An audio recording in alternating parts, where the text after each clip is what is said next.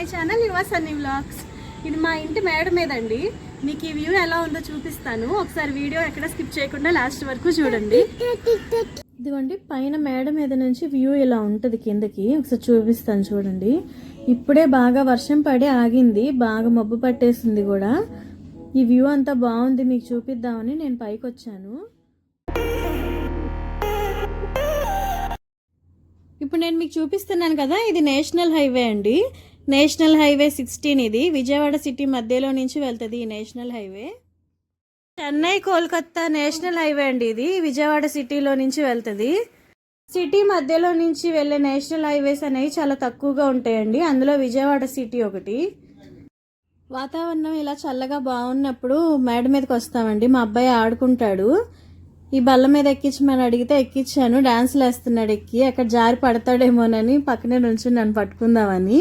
పైన పావురాలు పక్షులు వెళ్తుంటే అలాగే నుంచుని పోయి చూస్తున్నాడు వాటిని.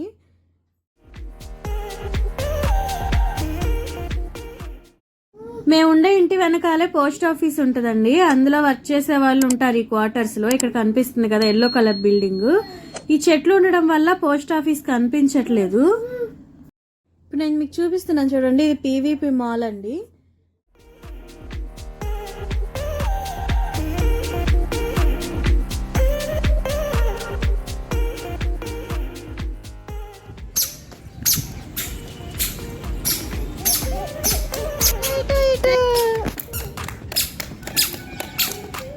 సరే డాన్స్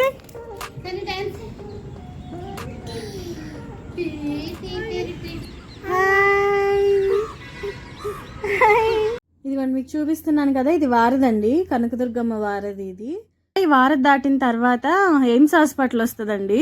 తాడేపల్లి ఎయిమ్స్ హాస్పిటల్ ఉంటుంది అక్కడ. ఇక్కడ జూమ్ చేసి చూపిస్తున్నాను చూసారా, ఈ కొండ మీద ఇక్కడ 101 గుళ్ళు ఉంటాయండి. నేను ఎప్పుడు వెళ్ళలేదు. ఈసారి వెళ్ళినప్పుడు వీడియో తీసి మీకు చూపిస్తాను మొత్తం క్లియర్గా.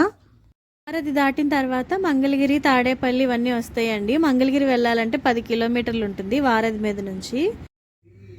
ఇక్కడ కృష్ణానది చూపిస్తున్నాను చూసారా. ఇప్పుడు ఇందులో వాటర్ లేవు, కానీ ఇంతకు ముందు సంవత్సరంలో ఫ్లడ్స్ వచ్చినప్పుడు, వరదలు వచ్చినప్పుడు అయితే ఈ ప్లేస్ అంతా కూడా మునిగిపోయిందండి. మేము ఉన్న ప్లేస్ అంతా వాటర్ వచ్చేసాయి. మేము మా బాబాయ్ వాళ్ళ ఇంటికి వెళ్లాల్సి వచ్చింది. ఇక్కడ అంతా కూడా మునిగిపోయింది. ఈ వర్షాలకి ఇప్పుడు ఇక్కడ వాటర్ వచ్చినప్పుడు నేను ఇంకొకసారి మీకు వీడియో తీసి చూపిస్తాను.